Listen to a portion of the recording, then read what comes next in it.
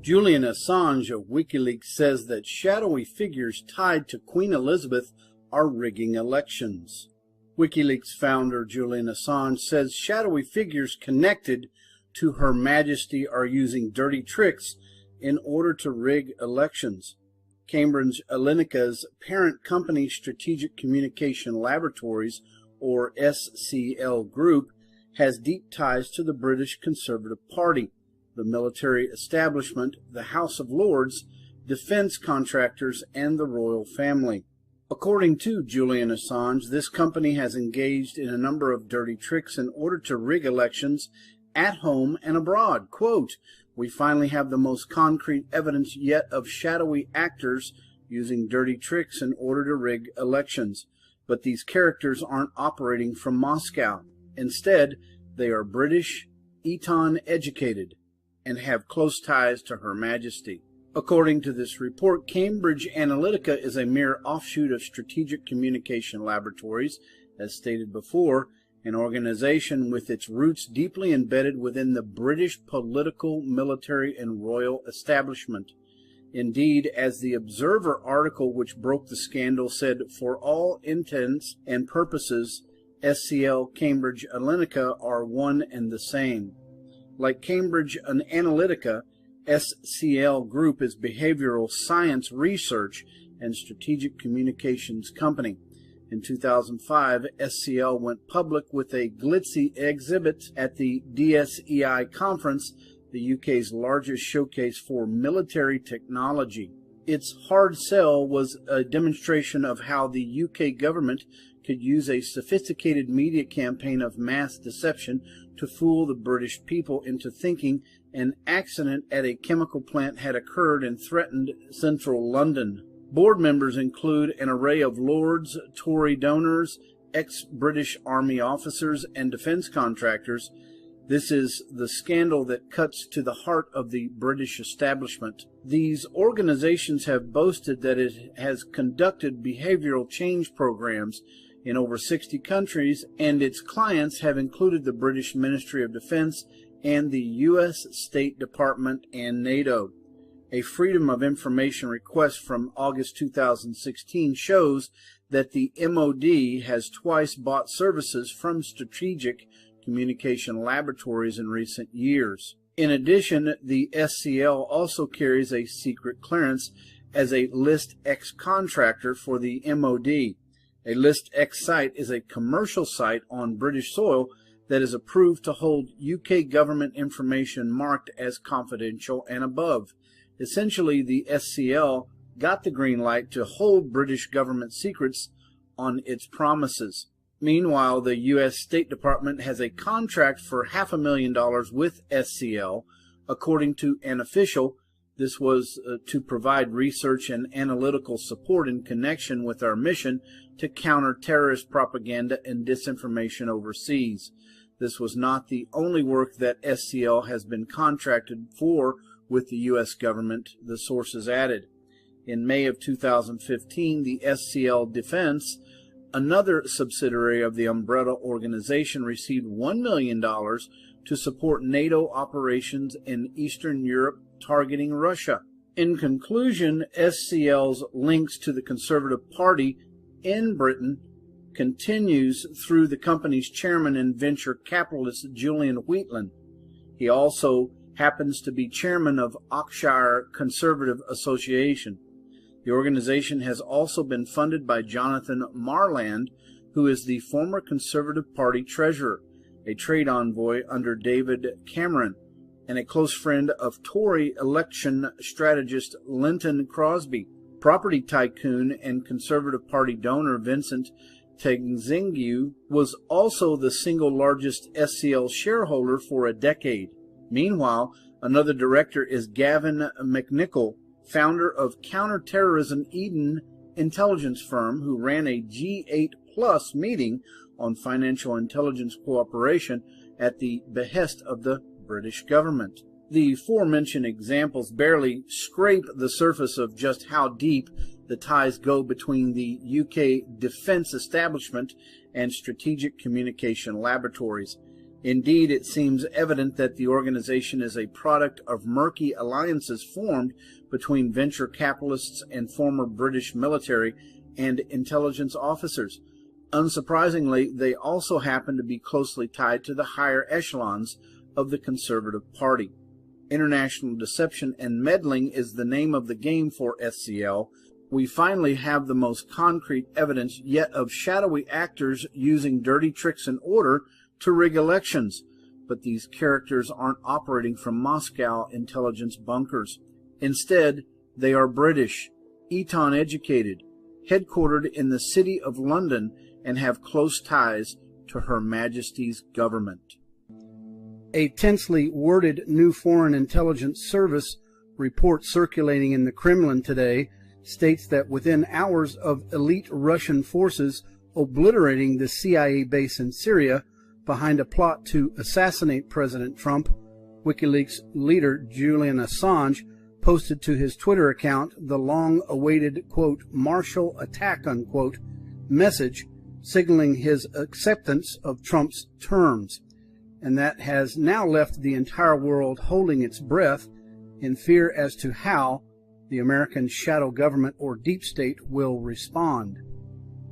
According to this article and report, Julian Assange is a long-time known U.S. intelligence operative whose WikiLeaks whistleblowing website is a CIA-created and operated deep cover organization that had split with the deep state and whose factual war embroiled the 2016 U.S.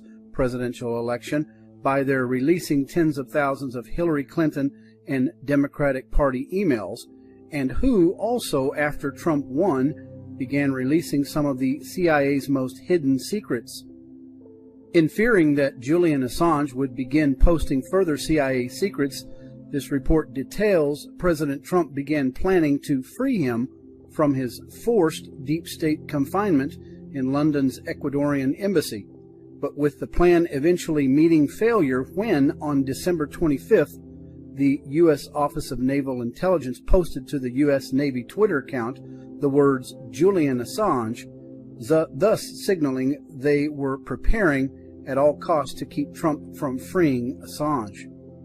In fearing that President Trump was going back on his word to free him after the U.S. of Naval Official Intelligence posted their ominous December 25th Twitter account message, in fearing that President Trump was going back on his word to free him after the U.S. Office of Naval Intelligence posted their Twitter message, Julian Assange, the warning tweet, this report continues that several days later, on January 1st, Julian Assange posted a cryptic tweet featuring a 60-character code along with a link to the music video Paper Planes, a code referring to a dead man's switch intended to trigger the release of documents in the event of his death, and who exactly the lyrics state, "If you can catch me at the border, I got visas in my name, and I've got more records than the KGB, so, no funny business," unquote. In response to Julian Assange's January 1st warning, this report notes that President Trump on January 3rd shocked the deep state to its very core by releasing the bombshell news that he had just authorized his attorney to file a motion in U.S. federal court absolving Assange of committing any crimes against the United States, and whose details about are in a motion filed with the U.S. District Court for the District of Columbia on December 29th, 2017, in the case of Roy Cockrum versus Donald J. Trump for president. Attorneys for President Trump argued that Julian Assange had a right under the First Amendment to publish the DNC and John Podesta emails, even if the emails were stolen. The case was orchestrated by Project Democracy, a group run by former attorneys from the Obama administration, arguing that then former Trump campaign advisor Roger Stone had conspired with the Russians to publish the DNC and Podesta emails. In a 32-page motion defending the Trump campaign, Michael A. Carvin of the Jones Day law firm, attorney of record representing President Trump, argued that the Trump campaign and, by interference, Julian Assange at WikiLeaks could not be held liable under the First Amendment for a disclosure of stolen information if the information published deals with a matter of public interest and the speaker was not involved in the theft. In making the argument, Trump's attorneys relied upon Bartnicki versus Vooper, a 532 U.S. Code 514 of 2001, a labor union case in which the Supreme Court ruled a radio station had the right to broadcast a stolen tape of a phone call between the chief union negotiator of a Pennsylvania high school and the chief union negotiator together with the union president. Well, what does this all mean? With President Trump in his shocking U.S. federal court filing showing Julian Assange that he still intended to free him, this report continues by stating the next plan to accomplish this feat involved Ecuador granting Assange citizenship and democratic immunity, but that the deep state thwarted by getting London to say that they would not honor Assange's diplomatic immunity. Meanwhile, President Trump, as this report explains, didn't fear London as he knew that his official state car or U.S. presidential limousine is covered under the Vienna Convention on Diplomatic Relations, whose diplomatic immunity includes not only embassies but also diplomatic vehicles, houses, and offices, thus meaning that a U.S. official state car could enter into the Ecuadorian embassy compound in London, the sovereign territory, take a passenger like Assange, diplomatic immunity, then transfer him to the sovereign U.S. territory of Air Force One, step from car to Air Force stairs, and also in which would entail Assange never having to step a foot upon UK or EU soil.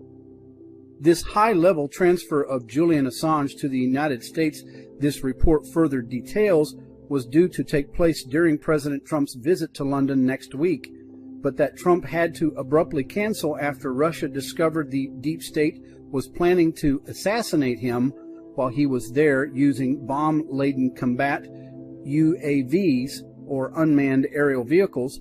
The U.S. Office of Naval Intelligence and CIA were perfecting the deployment in Syria, with Trump's false flag death then being blamed on radical Islam terrorists that would mostly assured ignited a World War III that the deep state desperately needs to cover up their soon-to-be revealed crimes.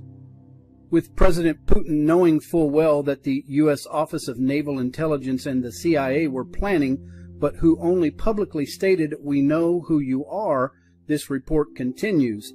He ordered elite elements within the feared 3rd Guards of the Brigade in Russia, the world's most efficient killers supposedly, to immediately deploy to Syria, and whom within 72 hours located the main CIA base these terrorists were using and obliterated it, killing all of its top commanders and destroying the combat UAV storage depot. Within hours of President Trump receiving confirmation that this ONI CIA base in Syria was destroyed, this report notes that further communications were made between the U.S. and Julian Assange, and that Assange replied to by posting to his Twitter account a photograph containing a chessboard, unaccompanied by any text, showing a move from the Casablanca versus Marshall chess game of 1918, considered one of the greatest defensive games of all time in chess, known as the Marshall attack, and promoting suggestions that Assange is preparing a checkmate. With the deep state becoming so desperate in their trying to keep the fake Trump-Russia collusion story alive, that the CIA is now outrageously begging America's top music artists to flood their highly viewed social media accounts.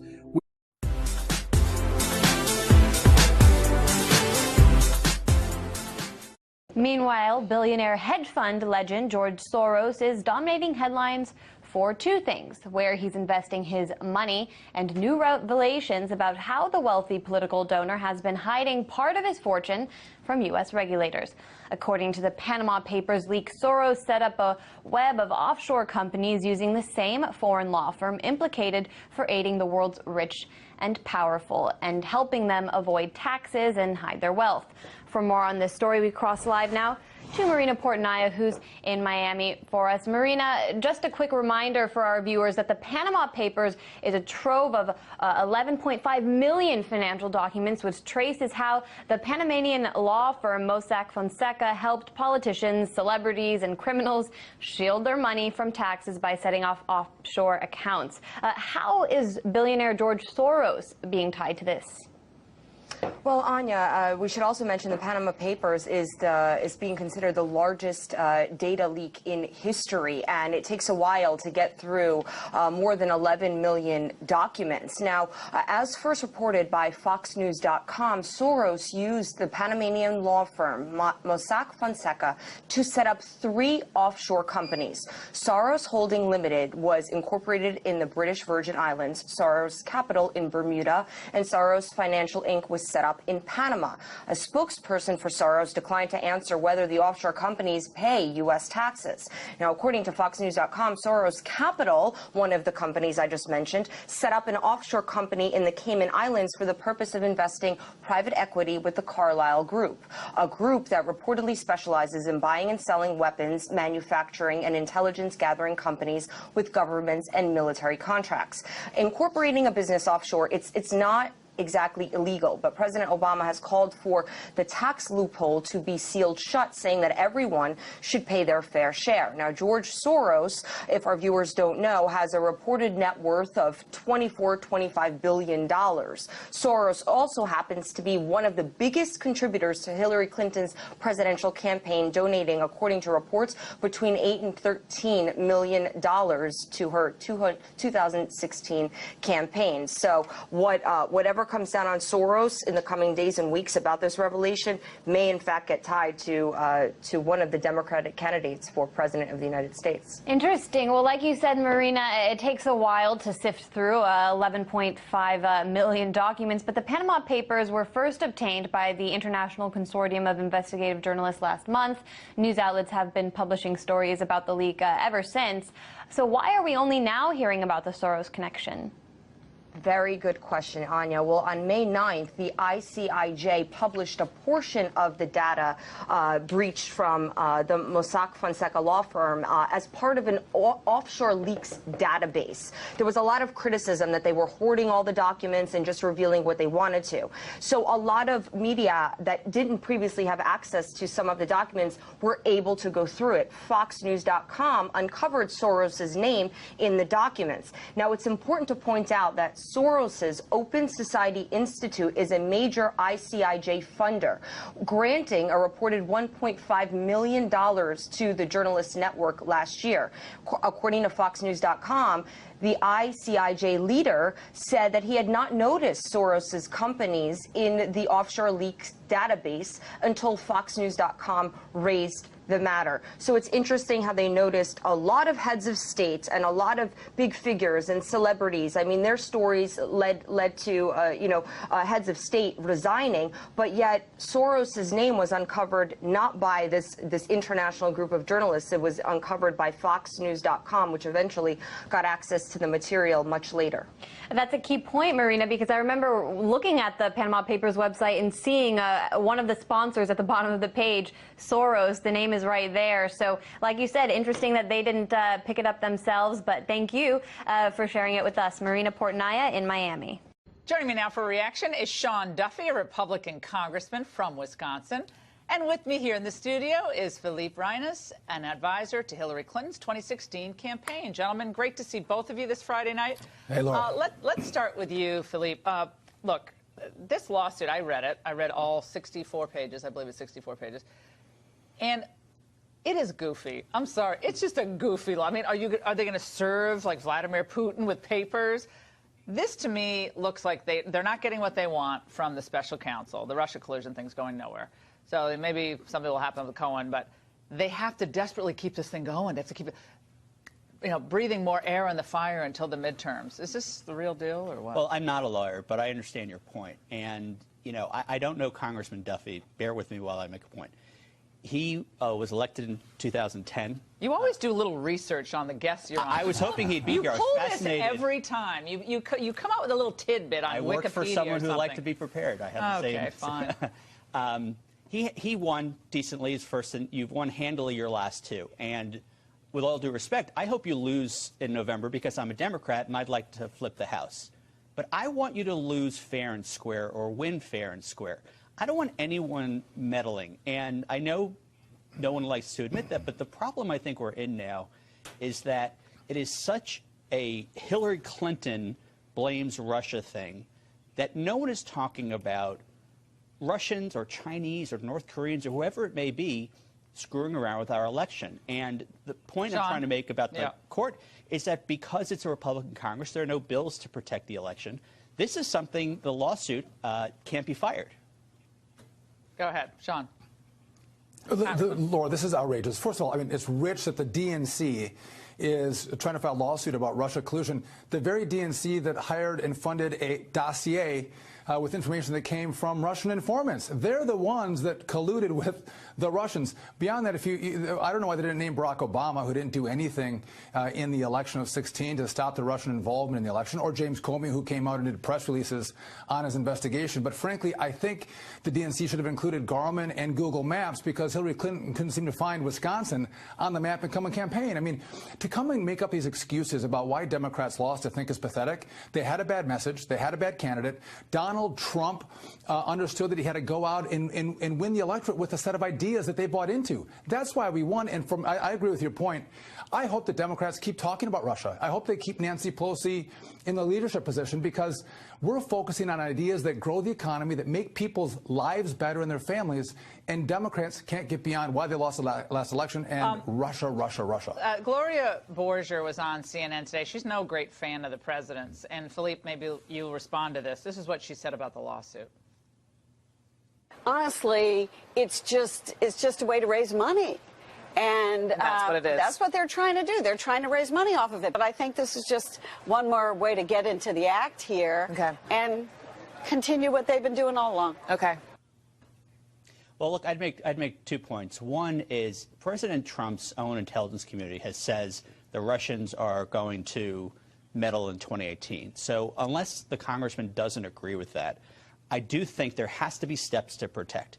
On the lawsuit thing, I'll be honest with you, without being a lawyer, I'm glad the Democrats are doing this because the Republican Party has very effectively used outlets like Judicial Watch and others that Media have used Matters, the courts. MoveOn.org, Think Progress. I wish they let me count the ways. But they don't sue. Judicial Watch is very effective. Well, it's FOIA requests. Yeah. Oh, FOIA. It's we don't do that, and I'm not. Then I'm not file a attacking FOIA request. Okay, I want to talk about something that's kind of fun. This is fun. This is for you. No, it's fine. This is the new book out by Amy Chozick of the New York Times, and we have a couple of fun little excerpts. I bet. So she covered Hillary Clinton for 10 years. Okay, and the book is called Chasing Hillary. 10 years, 2 presidential campaigns, and 1 intact glass ceiling, because she lost because she's a woman, don't you know? This is one quote. This is what Hillary says on election night.